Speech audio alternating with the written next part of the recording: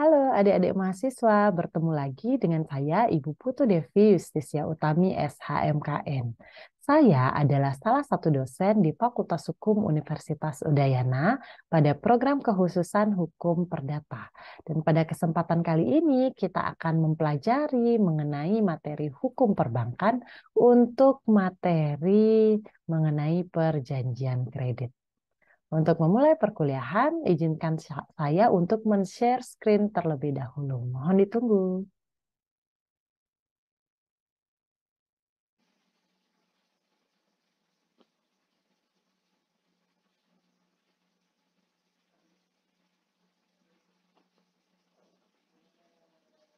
Baik, kita akan masuk ke materi kita pada hari ini. Adapun materi kita pada hari ini adalah mengenai perjanjian kredit. Setelah pada video sebelumnya, adik-adik telah mempelajari mengenai kredit, dasar hukum kredit, kemudian jenis-jenis kredit dan prinsip-prinsip serta analisa perkreditan. Pada pertemuan kali ini kita akan membahas mengenai perjanjian kredit. Kita mulai dengan materi mengenai bagaimana prosedur pengajuan kredit.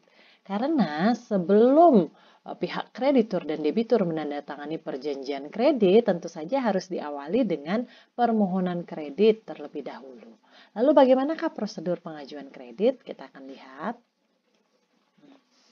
Prosedur pemberian kredit umumnya antar bank itu tidak jauh berbeda. Jadi mungkin perbedaannya hanya terletak dengan bagaimana cara-cara bank untuk menilai serta persyaratan-persyaratan yang harus dipenuhi. Nah, secara umum, ketika seorang debitur ingin mengajukan kredit, maka prosedur pemberian kreditnya dapat saya jelaskan sebagai berikut.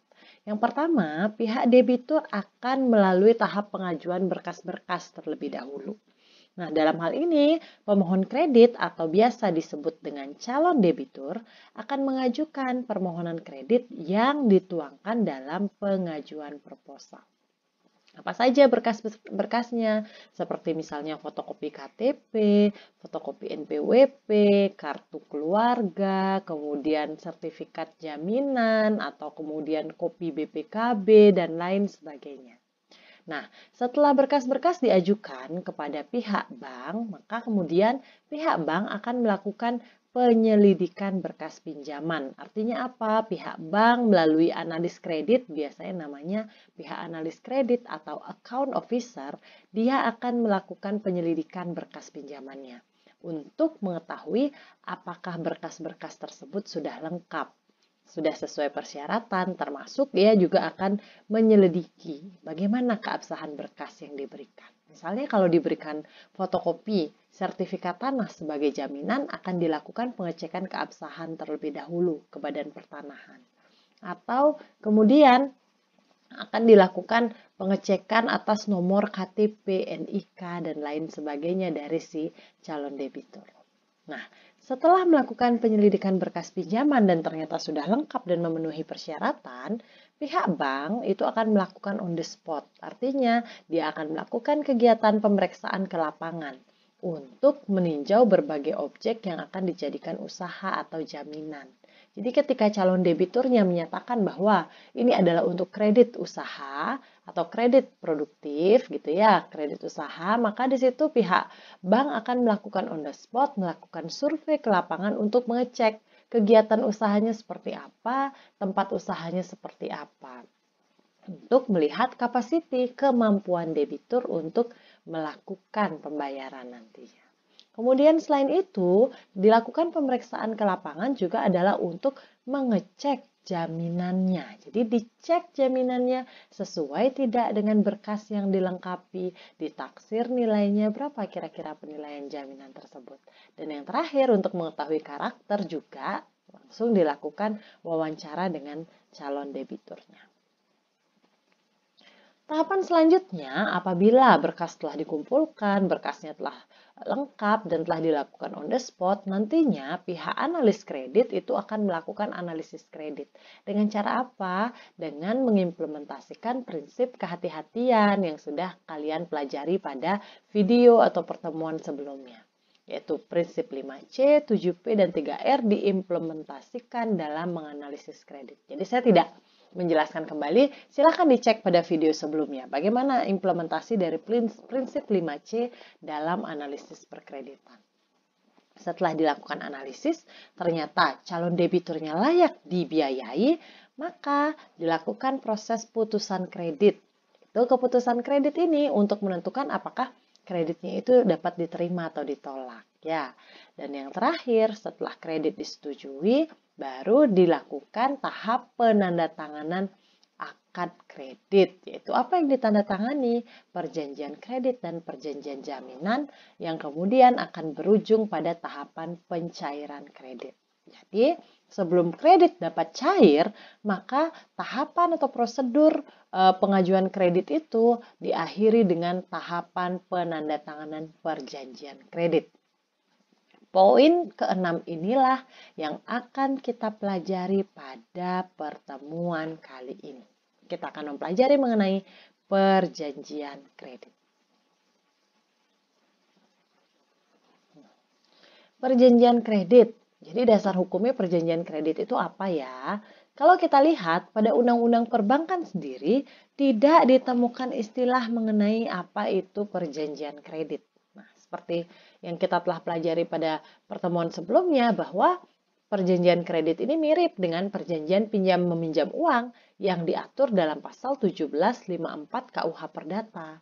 Namun, ia tunduk pada peraturan lain yakni Undang-Undang Perbankan. Istilah perjanjian kredit itu dapat kita lihat pada instruksi Presidium nomor Kabinet nomor 15 EK/10 tanggal 3 Oktober 96 dan juga dapat kita temui pada surat edaran Bank Negara Indonesia Unit 1 nomor 2/539 UPK tanggal 8 Oktober 96. Yang pada intinya dia menyebutkan bahwa dalam memberikan kredit dalam bentuk apapun, bank wajib mempergunakan akad perjanjian kredit. Jadi tidak ada yang namanya pihak bank mau memberikan kredit dengan perjanjian lisan. Tidak ada. Pasti dibuat dalam bentuk perjanjian kredit.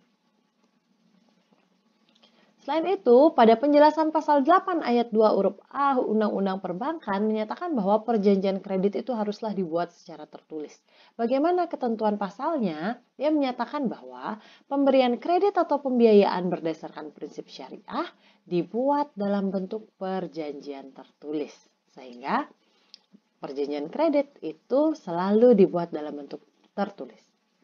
Kemudian, seperti kalian ketahui bahwa perjanjian kredit itu umumnya dibuat dalam bentuk perjanjian baku. Apa artinya perjanjian baku? Artinya perjanjian kredit itu disiapkan oleh pihak bank. Dan pihak debitur hanya menandatangani karena perjanjian baku ini disiapkan oleh satu pihak dan pihak lainnya hanya bersifat take it or leave it. Kalau mau ambil silahkan tanda tangani perjanjian kreditnya. Kalau tidak maka silahkan tidak diambil seperti itu ya. Tidak perlu ditandatangani perjanjian kreditnya. Nah, ketika kalian mengambil mata kuliah hukum perikatan, kalian pasti sudah tahu pengertian dari pengertian dari perjanjian, di mana dalam pasal 1313 KUH Perdata menyebutkan bahwa perjanjian adalah suatu perbuatan dengan mana satu pihak mengikatkan dirinya kepada satu pihak yang lain. Dalam suatu perjanjian berarti ada dua pihak dan keduanya mempersiapkan hal-hal yang harus disepakati dan ditandatangani. Nah, bagaimana dengan perjanjian kredit bank? Ketika tadi dinyatakan bahwa perjanjian kredit bank dibuat dalam bentuk perjanjian baku, maka sudah jelas bahwa hanya pihak banklah yang mempersiapkan perjanjian kredit tersebut. Pihak debitur hanya tinggal menandatangani atau menyetujui perjanjian kredit tersebut. Di satu sisi, perjanjian harus dibuat berdasarkan kesepakatan. Di sisi lain, ternyata perjanjian kredit hanya disiapkan oleh pihak bank saja. Nah, atas hal tersebut, saya memberikan pertanyaan nih kepada kalian. Bolehkah perjanjian kredit dibuat dalam bentuk perjanjian baku? Yang awalnya perjanjian harus disiapkan oleh kedua belah pihak, tapi hanya disiapkan oleh pihak bank. Apakah kemudian perjanjian kredit dalam bentuk perjanjian baku ini melanggar hak konsumen atau hak nasabah dari bank itu sendiri?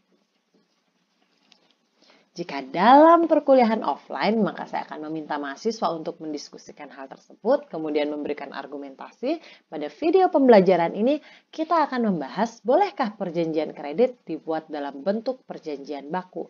Apakah kemudian melanggar hak konsumen atau nasabah bank? Untuk mengetahui jawaban dari pertanyaan tersebut, maka kita akan melihat dasar hukum dari perjanjian baku.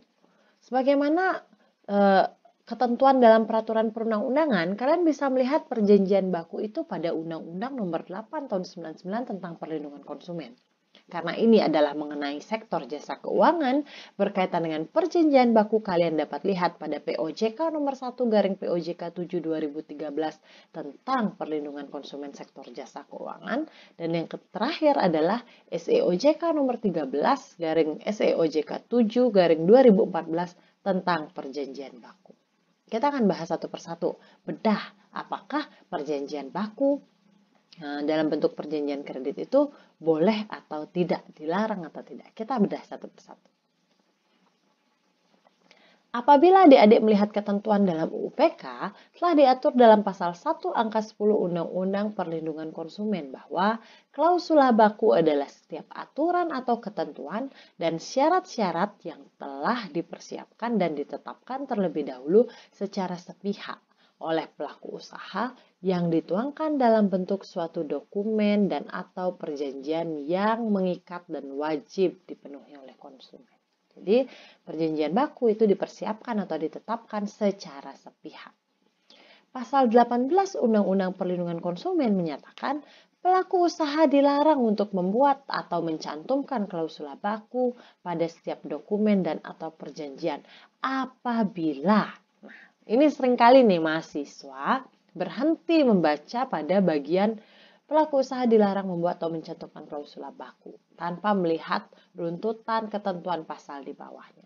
Kalau kalian lihat bahwa pelaku usaha itu hanya dilarang membuat atau mencantumkan klausula baku apabila ia ada menyatakan pengalihan tanggung jawab pelaku usaha dan seterusnya. Kalian bisa lihat poin A, B, C, D sampai G, di mana poin G menyatakan bahwa dilarang membuat klausula baku apabila menyatakan tunduknya konsumen pada peraturan yang berupa aturan baru, tambahan, lanjutan, dan atau pengubahan lanjutan yang dibuat secara sepihak oleh pelaku usaha.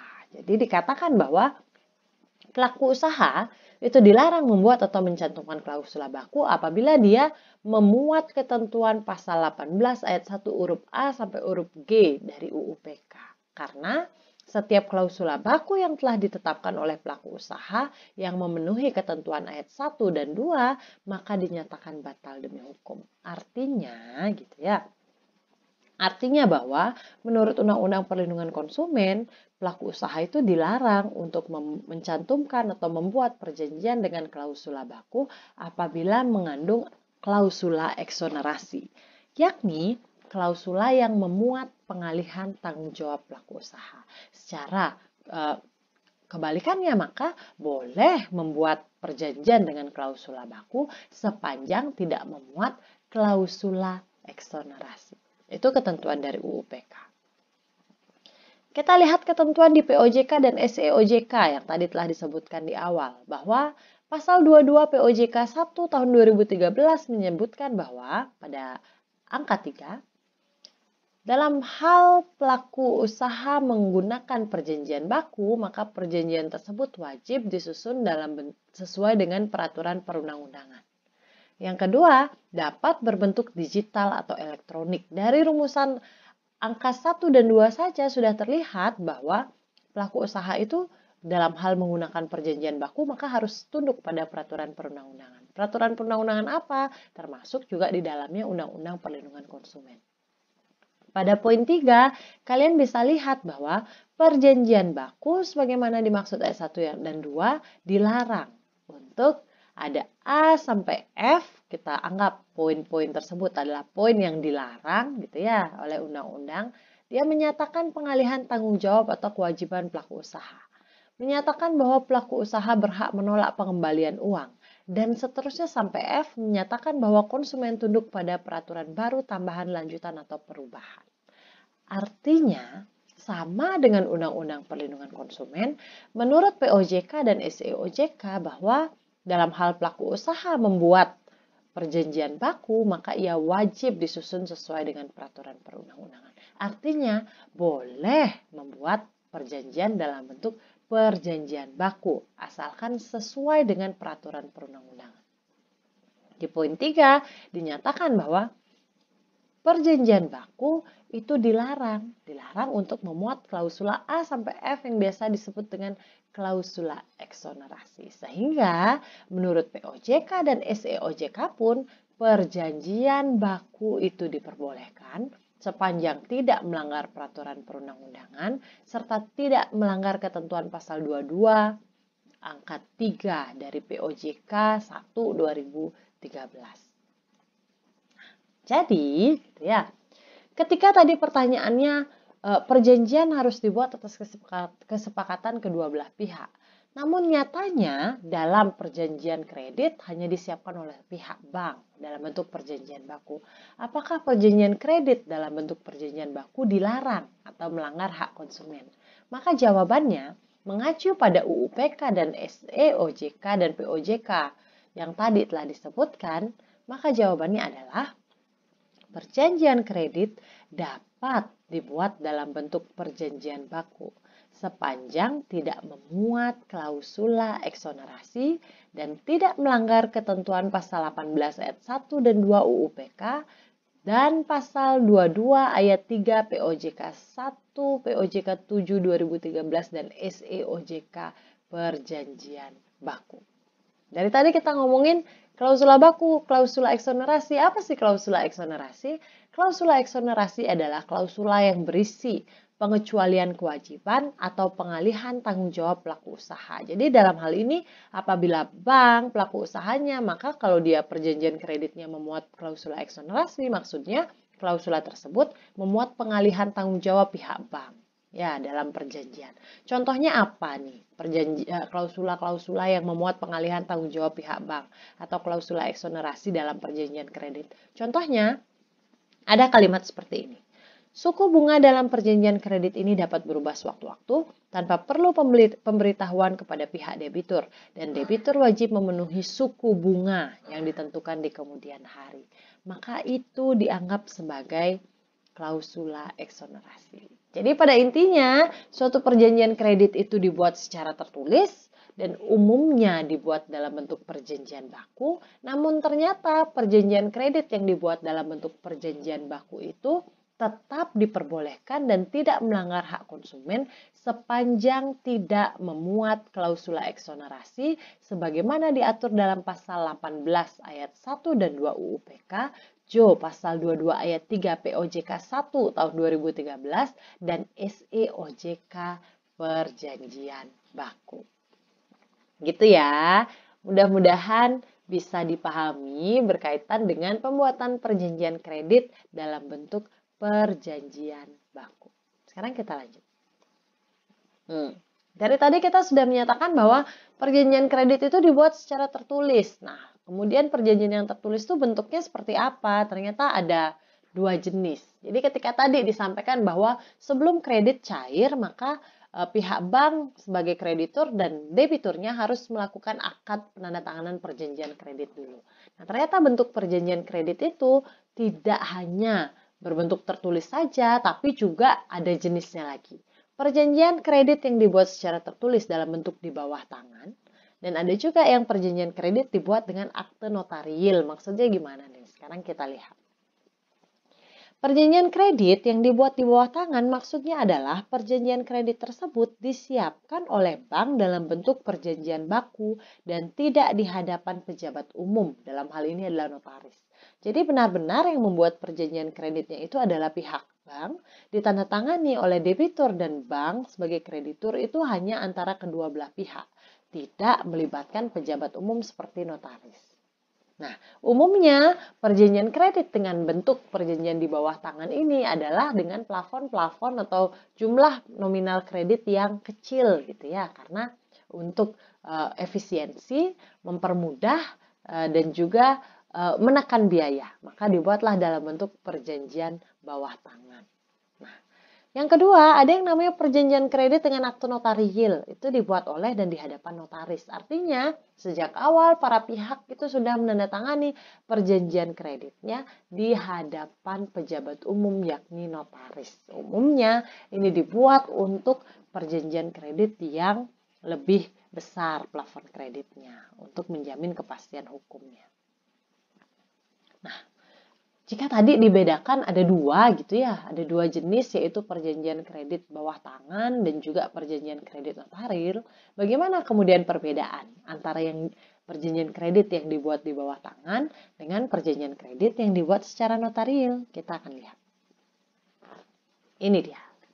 Perbedaan kekuatan hukum perjanjian bawah tangan dan notaril. Kalau dia perjanjiannya dibuat di hadapan notaris atau biasa disebut dengan akte otentik, dia akan memiliki kekuatan pembuktian yang sempurna, di mana dia memiliki pembuktian formal dan juga pembuktian material. Maksudnya, kekuatan pembuktian formal adalah dapat menjamin kebenaran identitas para pihak. Dan yang kedua, kekuatan pembuktian material artinya memiliki kepastian sebagai alat bukti yang sah. Ya, di hakim tidak diperkenankan meminta alat bukti tambahan kecuali ada pembuktian yang menyanggah isi dari akte itu.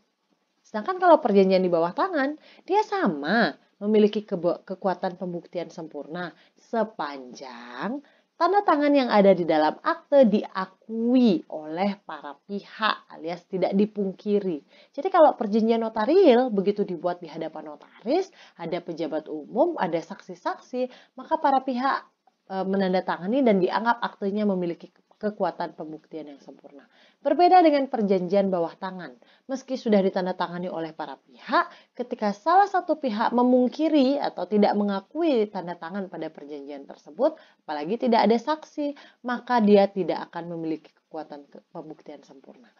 Akte bawah tangan atau perjanjian kredit bawah tangan hanya memiliki kekuatan yang sempurna apabila para pihak mengakui. Jadi lebih rentan ya, ada kemungkinan karena dibuat di bawah tangan, tidak di hadapan notaris, apalagi tidak ada saksi, bisa saja dia tidak mengakui tanda tangan yang telah ditandatanganinya. Jadi lebih ada celah hukum dalam perjanjian kredit yang dibuat secara di bawah tangan. Nah, perbedaan kekuatan yang kedua, apabila dia adalah perjanjian kredit dalam bentuk akte otentik atau notaril, apabila diajukan sebagai alat bukti di depan hakim, ada pihak yang membantah tanda tangannya tersebut, maka yang membantah itulah yang harus membuktikan bantahannya. Jadi ketika kita tanda tangan di hadapan notaris, menandatangani perjanjian kredit antara Bank ABC dan juga kita sebagai debitur, ketika kita membantah saya tidak pernah menandatangani perjanjian kredit tersebut karena dibuat di hadapan notaris, sudah ada saksi-saksi, maka kita harus membuktikan bahwa memang benar kita tidak menandatangani. Karena aktenya sudah dianggap sempurna di awal. Berbeda dengan perjanjian bawah tangan.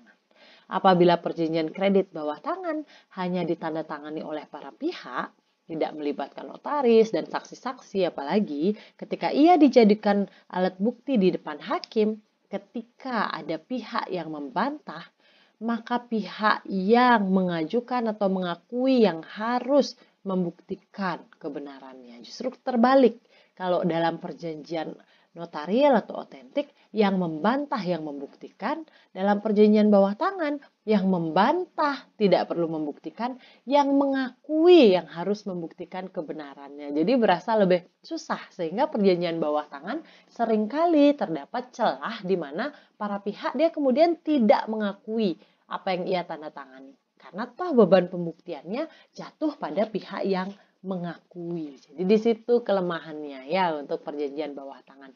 Namun ketika para pihak sudah menandatangani dengan itikat baik, tidak ada permasalahan, para pihak saling mengakui, maka perjanjian bawah tangan tetap ia akan menjadi memiliki kekuatan pembuktian yang sempurna. Jadi bisa dipahami ya perbedaan kekuatan hukum antara perjanjian kredit notaril dan juga perjanjian kredit yang bawah tangan. Umumnya bank-bank besar, bank umum yang besar gitu ya, saya tidak menyebutkan namanya, itu mempergunakan perjanjian kredit pasti dalam bentuk akte notarial. Namun beberapa bank-bank yang skupnya lebih kecil untuk menekan biaya gitu karena pangsa pasarnya juga masyarakat yang melakukan kegiatan usaha mikro untuk menekan biaya, mereka akan mempergunakan perjanjian kredit bawah tangan. Sama-sama mengikat sepanjang para pihak mengakui si tanda tangannya. Kalau itu perjanjian di bawah tangan, maka tidak akan ada permasalahan. Mudah-mudahan bisa dipahami berkaitan dengan bentuk perjanjian kredit yang dibuat dengan akte bawah tangan dan juga akte notarial. Selanjutnya kita lanjutkan mengenai anatomi perjanjian kredit. Nah, jadi buat adik-adik mahasiswa yang belum pernah gitu ya melakukan pinjaman kredit di bank karena belum cakap hukum atau memang belum ada kebutuhan, namun telah mempelajari hukum perbankan, materi perjanjian kredit, mari kita lihat apa saja anatomi dari perjanjian kredit yang biasa dipergunakan oleh bank. Ini adalah anatomi secara umum dan tidak wajib sama seperti ini, tapi secara garis besar inilah poin-poin yang ada dalam perjanjian kredit. Kita lihat. Ini adalah klausula-klausula yang ada pada perjanjian kredit. Ya, dimulai dari kepala, kalau kalian sudah mengambil mata kuliah perancangan kontrak, tentu saja sudah mengetahui anatomi dari suatu kontrak. Nah, ini juga dapat diimplementasikan dalam perjanjian kredit. Tentu saja ada kepala, bagian atas, bagian kepala dari suatu perjanjian kredit ada judulnya yakni perjanjian kredit. Entah judulnya perjanjian kredit dengan memakai jaminan, atau perjanjian kredit, atau dalam prinsip syariah ada perjanjian pinjam meminjam musyarakah, seperti itu. Kemudian yang kedua ada komparisi, itu komparisi adalah identitas para pihak. Tentu saja di sini ada identitas dari pihak bank atau yang mewakili yakni direkturnya, pimpinan cabangnya, atau bagian legalnya. Kemudian pihak keduanya adalah pihak calon debitur atau si debitur itu sendiri. Kemudian poin ketiga adalah bagian isi, terdiri dari pokok-pokok perjanjian kredit yang pada intinya akan memuat jumlah hutangnya berapa, bunga-bunga dan biaya-biaya yang dikenakan berapa, jangka waktunya berapa lama, persyaratan kreditnya apa saja, jaminan yang diserahkan berbentuk apa. Jadi banyak yang diatur dalam pokok perjanjian kredit, namun secara garis besar poinnya ini. Yang keempat yaitu penutup dari perjanjian kredit, dan yang terakhir ada tanda tangan para pihak. Kita akan lihat. Nah, ini adalah salah satu contoh dari perjanjian kredit yang dibuat secara notarial seperti ini. Perjanjian kredit dengan memakai jaminan nomor berapa, pukul berapa ditandatangani dan hari apa, serta di hadapan notaris siapa. Maka ini adalah kepala akte. Hadir berhadapan dengan saya, seandainya saya adalah seorang notaris, Devi Justisia SHMKN, notaris di Kota Denpasar, dengan dihadiri oleh saksi-saksi. Siapa? Nah, disinilah poinnya.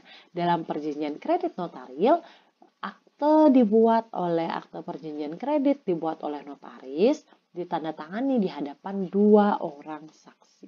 Itu adalah kepala akte. Selanjutnya adalah komparisi. Komparisi adalah identitas para peminjam dan juga pihak bank.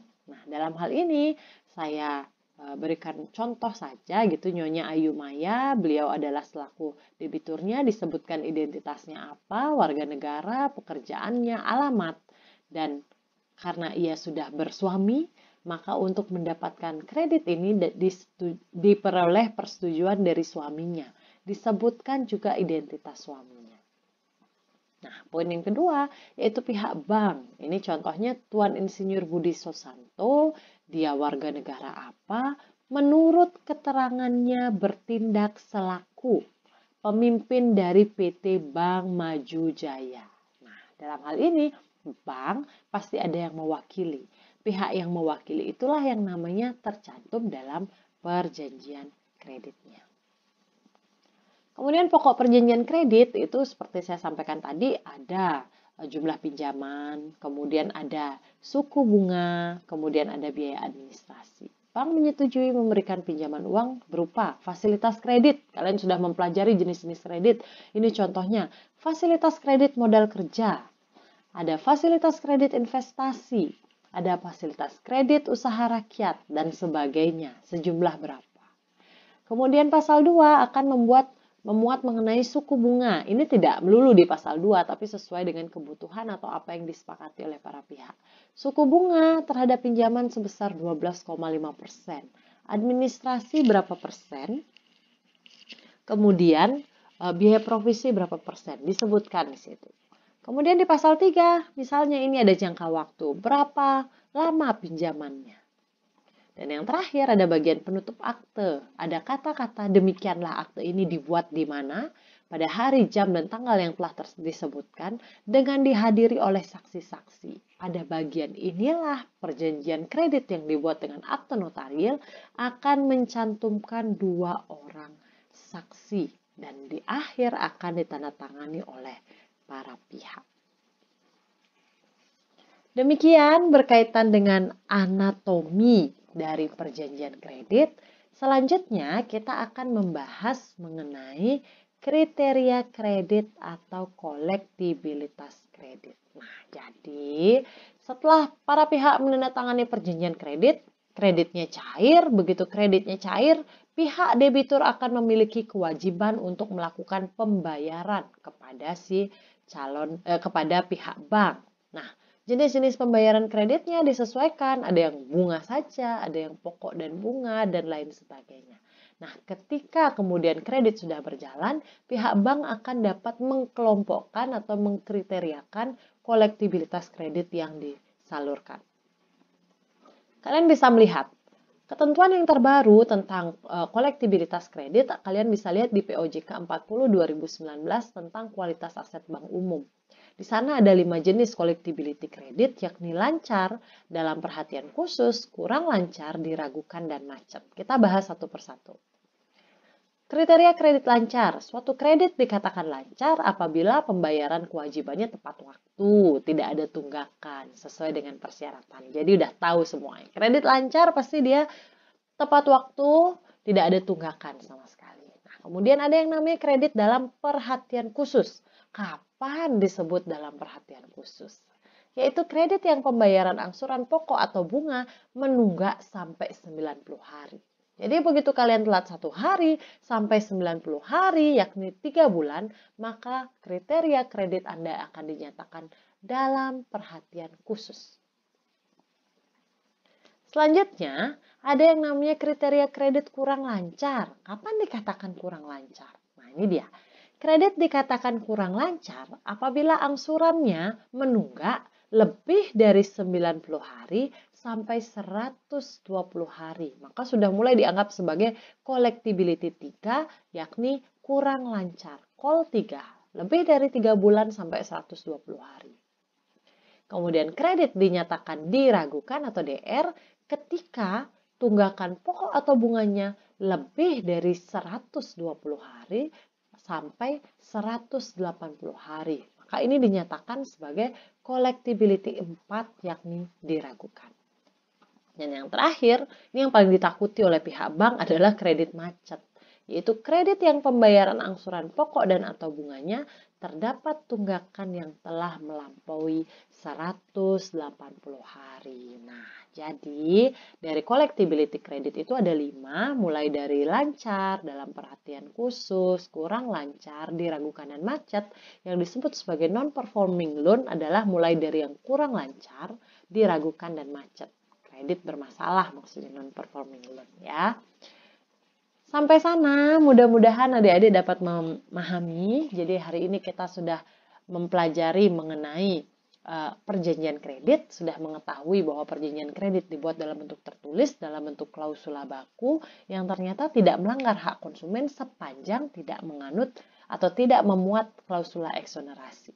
Yang kedua, sudah mempelajari mengenai bentuk-bentuk dari perjanjian kredit itu sendiri. Ada perjanjian kredit bawah tangan, ada perjanjian kredit yang dibuat secara notarial. Yang ketiga, sudah mempelajari anatomi perjanjian kredit, apa saja sih yang dibuat dalam suatu perjanjian kredit. Dan yang terakhir, sudah mengetahui mengenai kolektibilitas kredit. Ada lancar, dalam perhatian khusus, diragukan, kurang lancar, diragukan, dan macet.